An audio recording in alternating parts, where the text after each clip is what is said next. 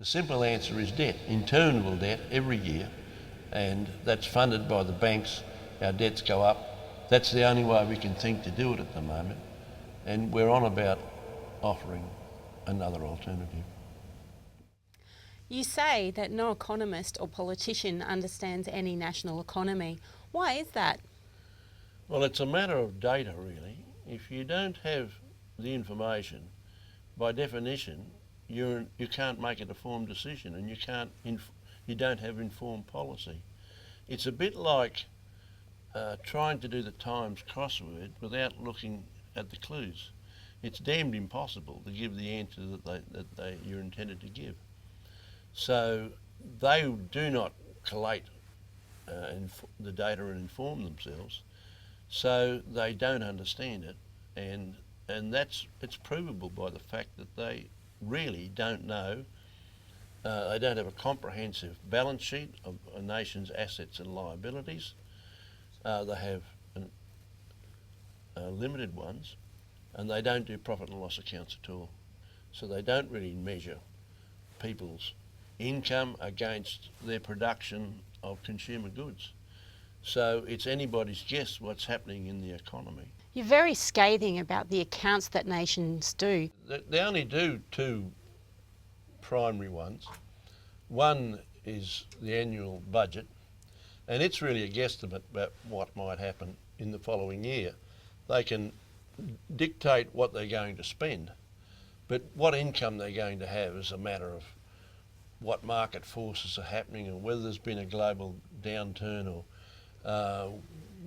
whether China wants more steel, or it's got more things to export, or these things are really out of the control. It's a guesstimate.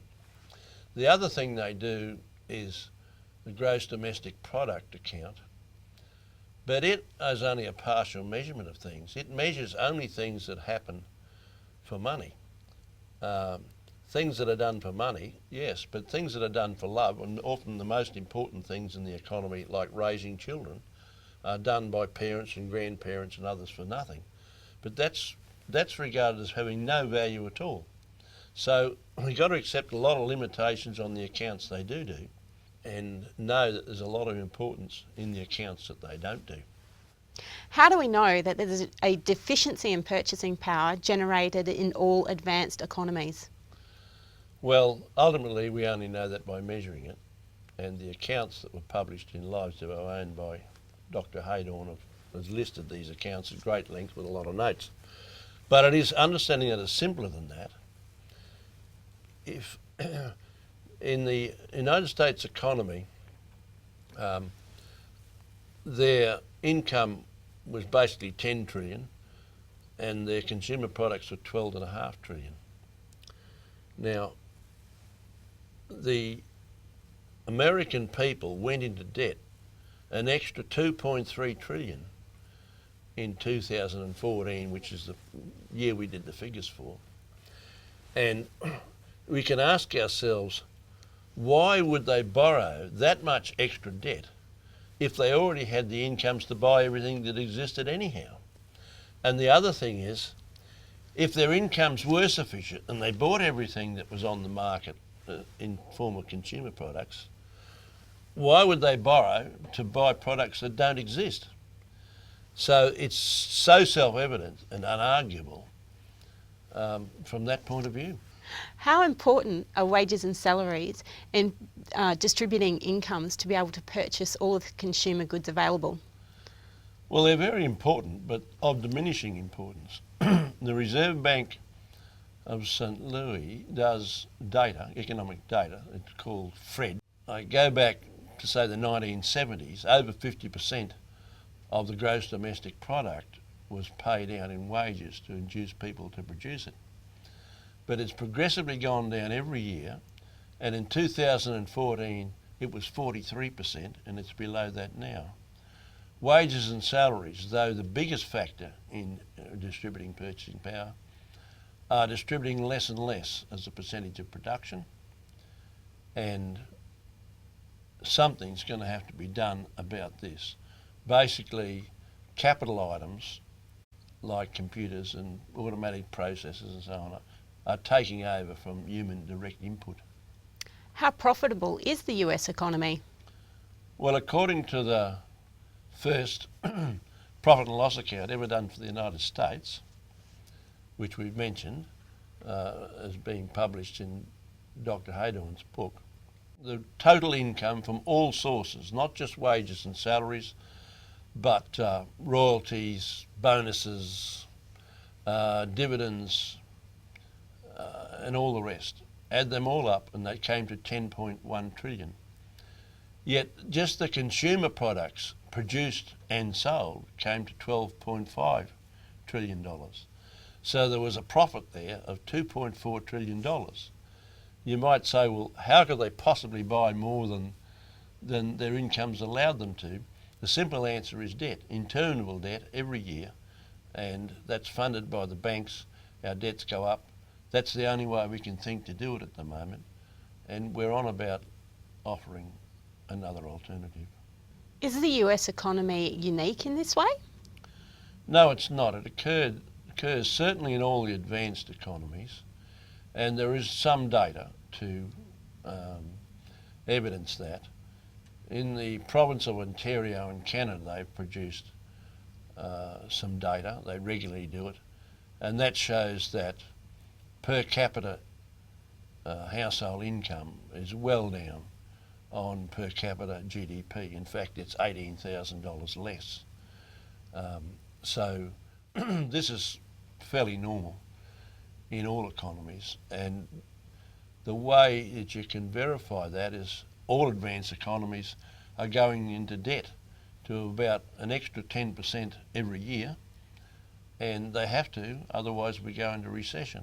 And it's one of those situations that ultimately has to come to an end.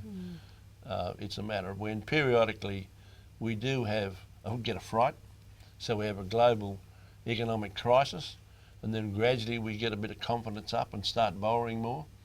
Unless we're borrowing at a considerable rate above what we're repaying, we go straight into those difficulties, not because we're living beyond our means, but because we are profitable, but we don't have the means to buy our own profit, as it were. You say that you've underestimated the gap between income and production in the US economy in 2014. How, and could you give us an example? Yes, well, it comes down to the statistics that are produced, and they're not always produced with our purpose in mind. For example, the personal dividend given in the US statistics is a figure over 800 billion. But when you look at that, it's not really personal income at all. It's not personal dividends. We looked at Standard & Poor 500 companies, which pay about half the dividends that are paid in America, approximately. And we asked a commercial company called FactSet to give us data on how many of those companies' shares were actually owned by proper persons or shareholders of proper persons. And they sent back the details for every one of those companies, which we went through, and actually only 2.5% of the Standard & Poor 500 company shares are owned by people. The rest are owned by corporations or other entities. And for that reason, there's quite a distortion. We've halved the dividend in the account. We've said, no, we're not accepting 800 billion. We're just going to put it down half that, which is just over 400 billion. But really, that's an exaggeration, as you can see from the Standard & Poor. The other companies that pay dividends may well have paid a bigger percentage than 2.5, but there's no way you can get it up to 50. But we were trying not to exaggerate the gap. We're trying to prove that it's there. Tying it down to a specific and accurate, that's perhaps for later. We're demonstrating that we can afford to give away probably hundreds of billions in overestimating income and still end up with the sort of figures and the sort of result we've managed to demonstrate. Why doesn't corporate income count when calculating consumer income? Well, the main reason is that corporations don't liquidate costs, they pass them on. Certainly corporations do distribute some dividends, and they are counted in personal income, and they pay wages, and that is counted in personal income. But general expenditures by corporations are added into the cost chain, and sometimes it takes years for that thing to flow through. If a factory is being built and it's paying wages, the factory's not producing anything, so there's no consumer income to be purchased. If it makes a machine, 4 years later, there's depreciation of the factory in that machine. And if that machine ultimately produces a machine to make tin cans to put baked beans in, it's not until the baked beans hit the supermarket shelves that individuals, proper persons, are invited to contribute to the cost of the factory. So there is a time difference there, and to understand the profit and loss properly, you reduce it down to the personal income, and proper persons are the reason we have an economy. We don't have an economy to serve corporate ends. The companies are there to serve people.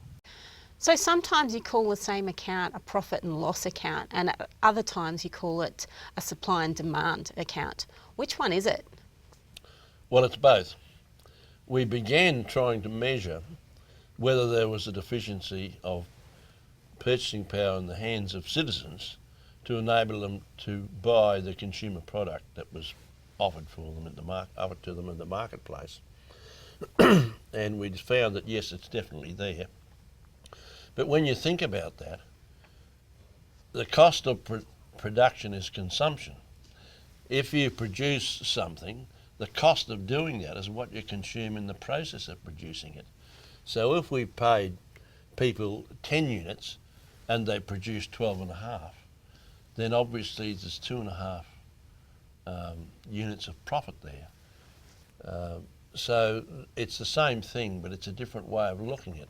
The deficiency of purchasing power arises from the profit, and the profit rises from the deficiency in purchasing power. So your accounts seem to be constructed from the point of view that you call or refer to as a proper person. Why is that? Because the purpose of the economy really is to allow real people to survive and flourish with the least amount of bother and trouble and consumption of resources. And so things like employment or growth become very secondary, and they only have meaning in terms of what they produce, in terms of making life easier. Now you say that economic truths must be measured to be proved. Can you expand on that? Nobody would invest in a company before they had a look at, well, what assets does it have, and what liabilities does it have. Liabilities are not always all that evident. There might be debts there that aren't physically observable in nature.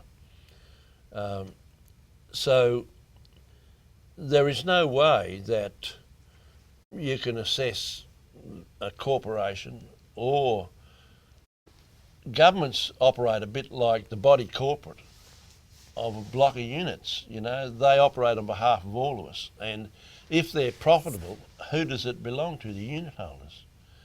And so that's how the whole thing has got to be skewed.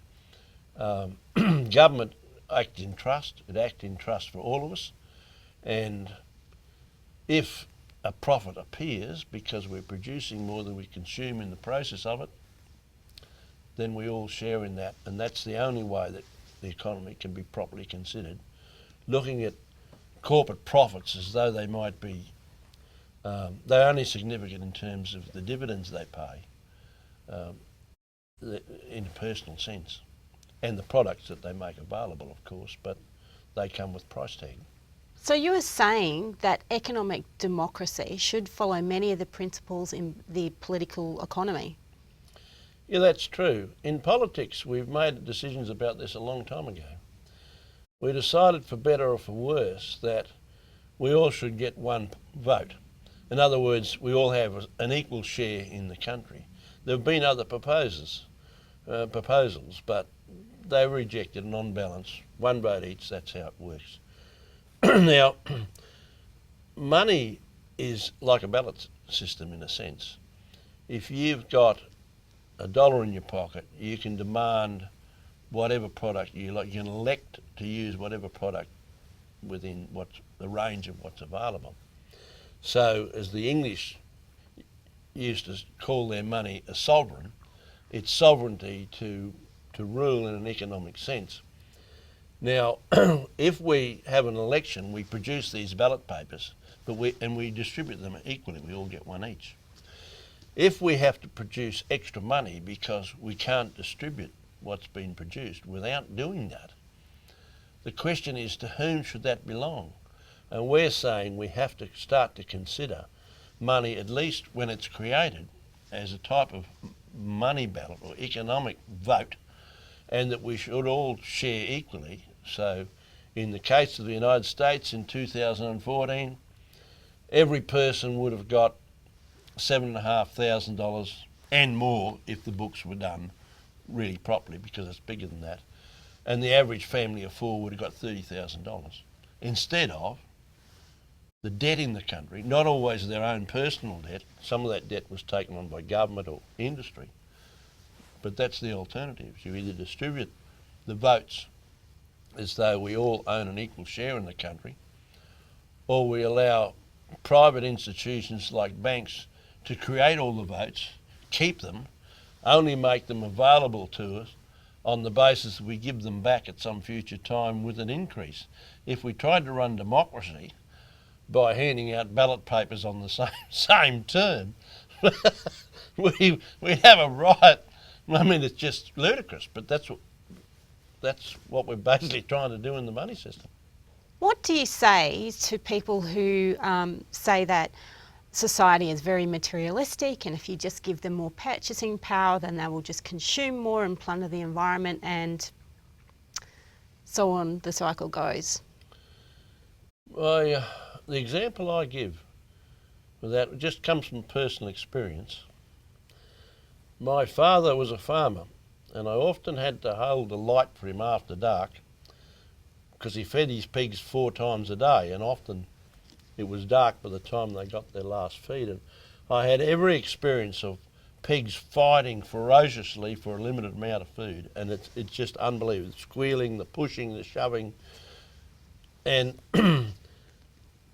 later on, when my brother and I began our own piggery, somebody suggested that we put in a self-feeder.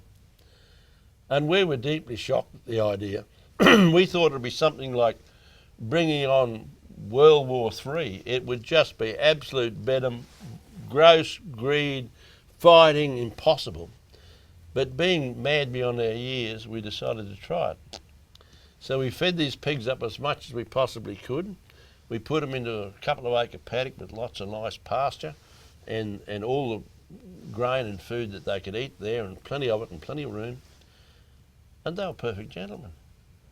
They didn't push and shove. There was plenty of time to go and get what food, and then they'd wander off and they'd sort of smell the breeze and look at the horizon and lay down in the shade and play with their friends. And they were the most perfectly civilised gentlemen, but put them in another environment, they were, proverbially the most greedy and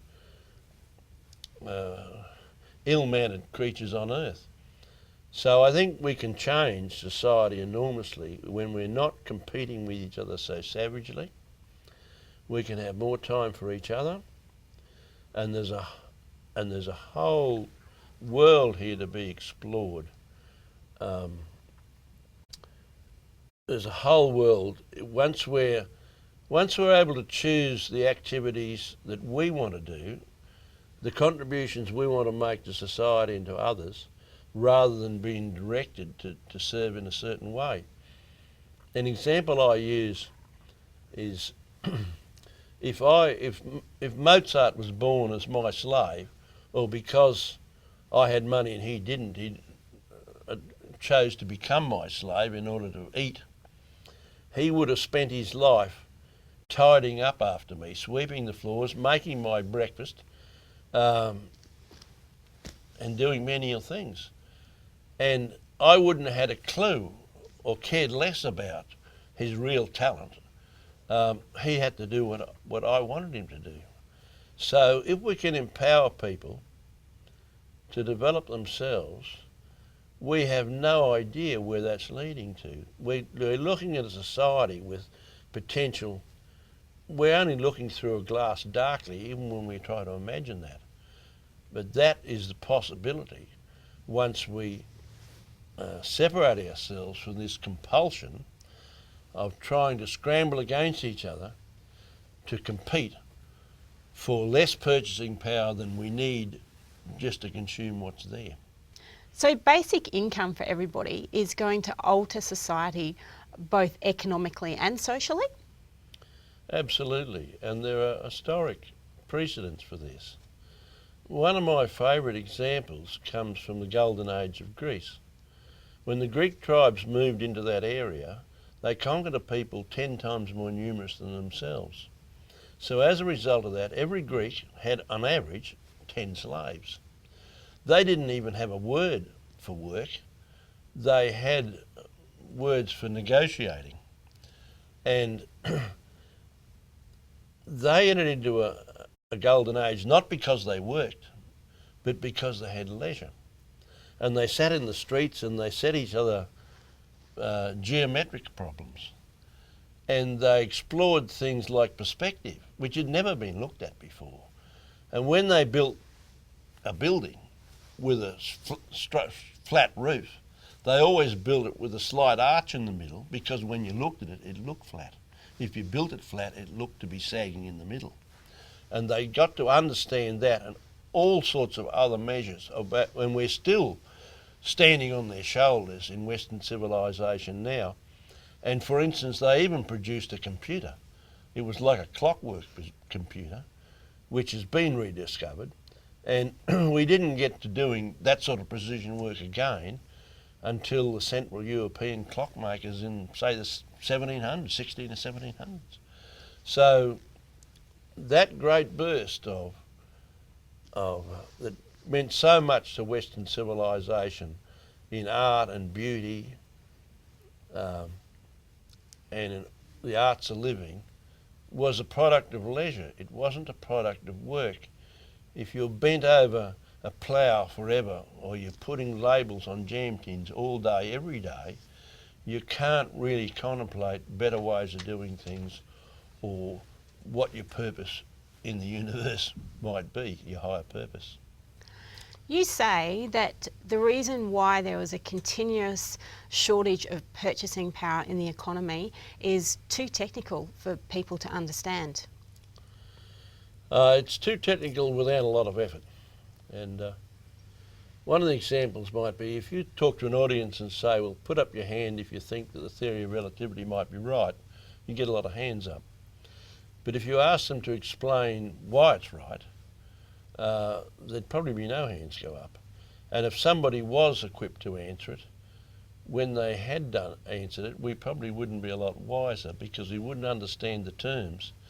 It takes a lot of effort to get into the why of things, but we don't necessarily need to do that if we know the damn thing is there, it's measurable, and it's unarguable. You told me that when you do give a rudimentary explanation of this cause of this gap between prices and income, you do it in 3 different parts. So you talk about where does money come from, how does money circulate, and why incomes and costs travel at different rates. So where does money come from? It doesn't grow on trees, obviously. It was explained by the fellow who founded the Bank of England. His name was William Paterson. He was a former pirate, believe it or not. And he said when he established the Bank of England that it shall hath the benefit of all money, of the interest on all monies, which it createth out of nothing. Money is not created by the people unless they're counterfeiting. It isn't created by government because you won't see it in the budgets. It's created by banks when they give loans.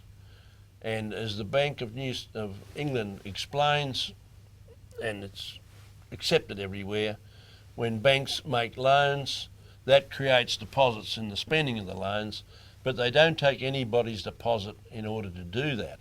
So we all have the same number of deposits except somebody has more. So money is created by the banking system. That's okay, somebody's got to do it.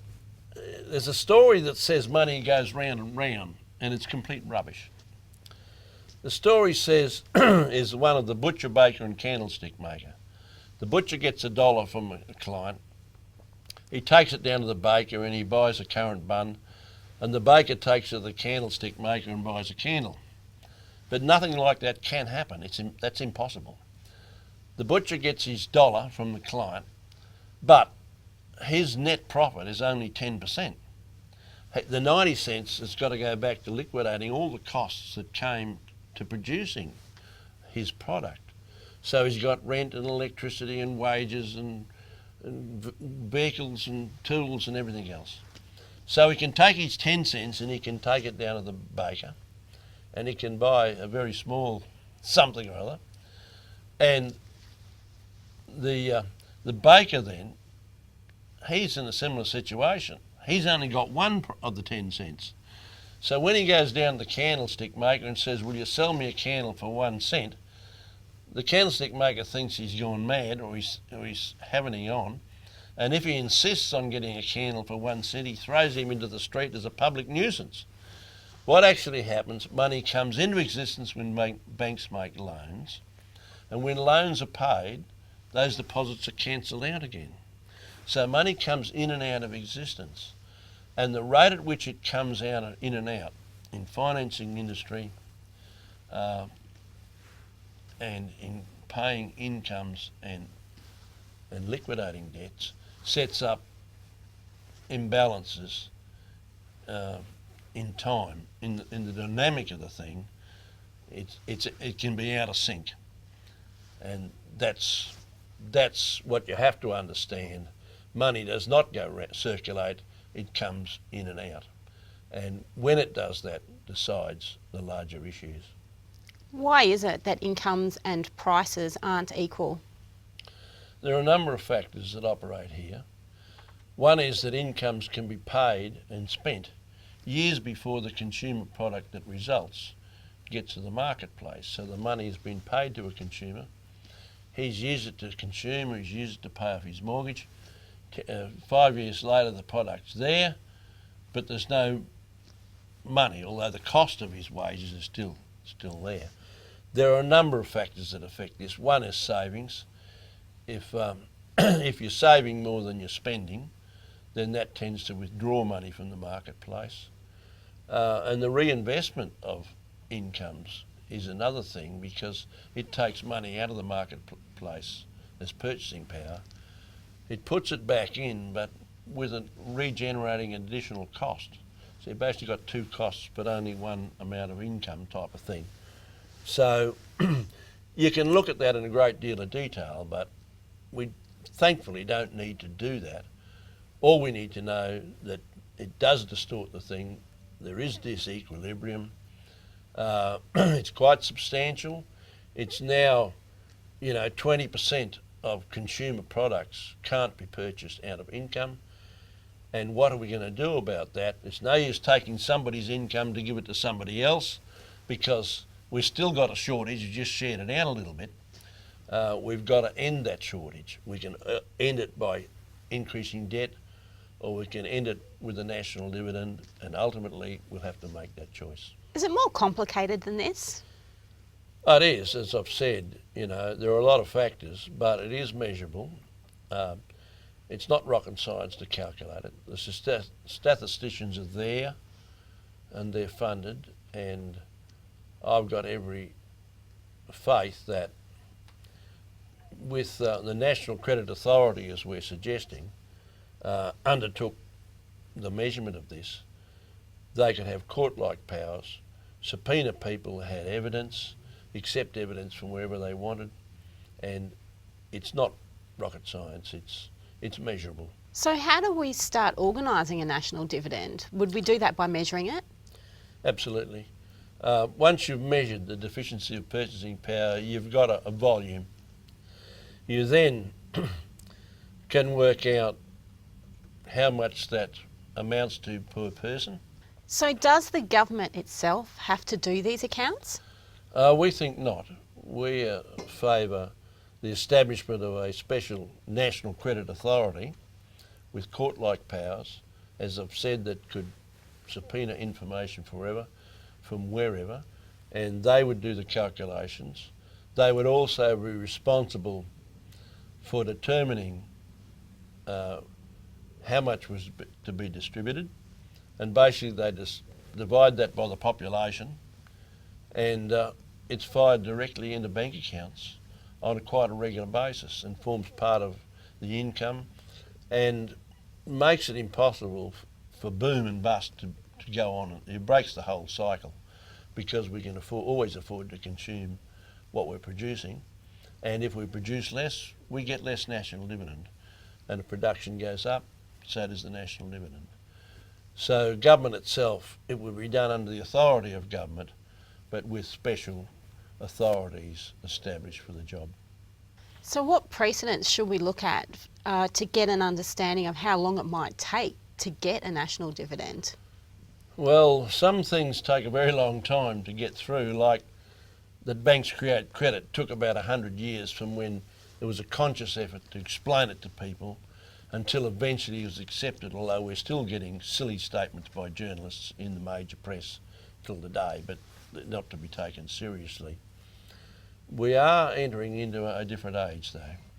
Information is more readily transmitted, and also there's nothing like difficult situation to focus the mind. There was more interest in this matter in the 1930s than there was until recently. Because of the Great Depression, people understood they had to do something to solve this thing. It was solved by distributing more national dividend as a debt, and it's called Keynesianism. But it's coming unstuck.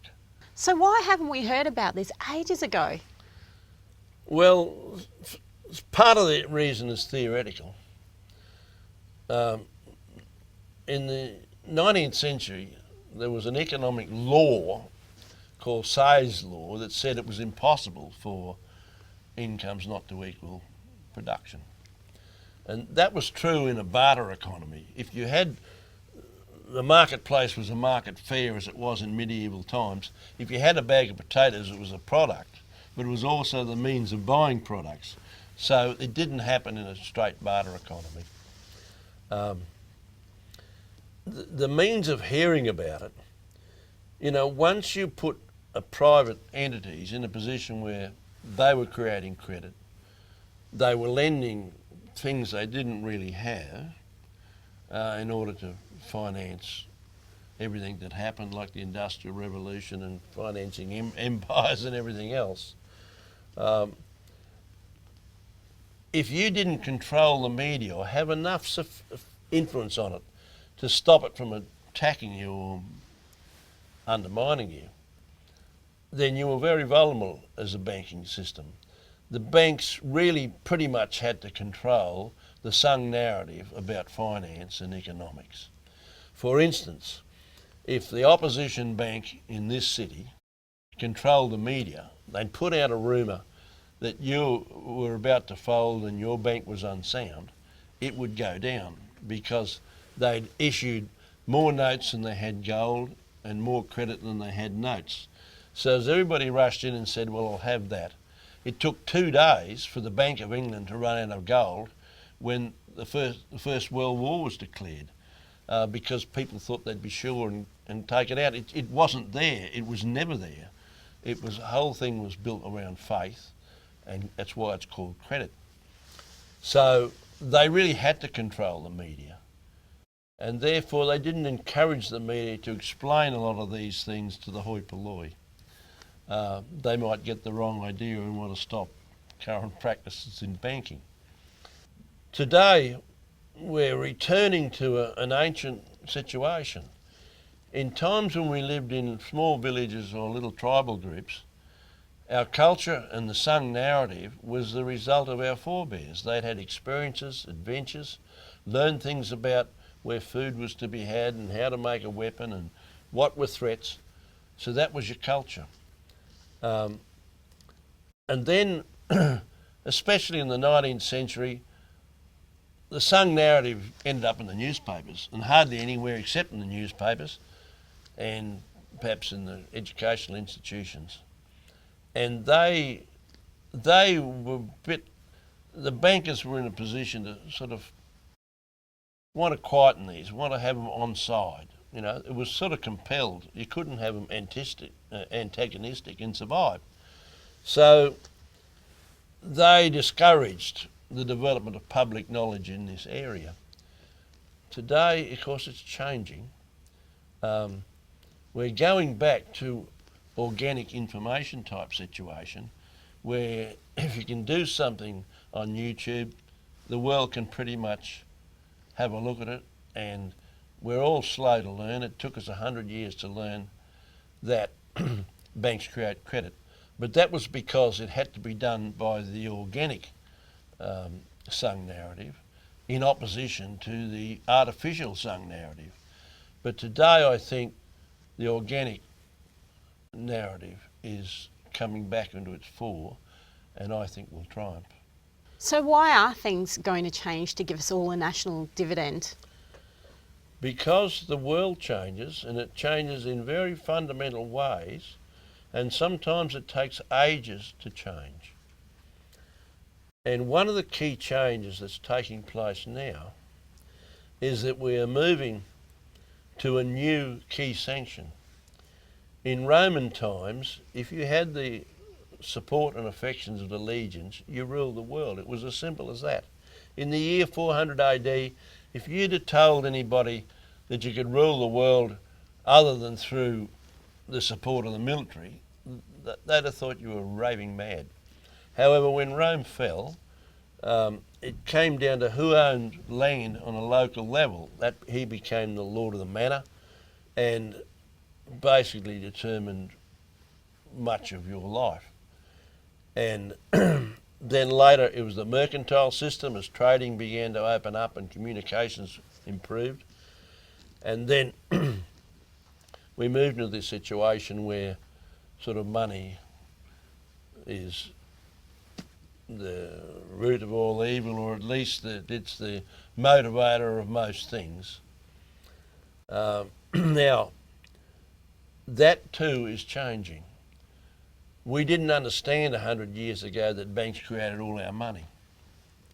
We didn't understand that our economy is innately and increasingly profitable, and there's a national dividend there if we want it. The information age is what's coming. The key sanction of the future is not going to be money, it's going to be knowledge.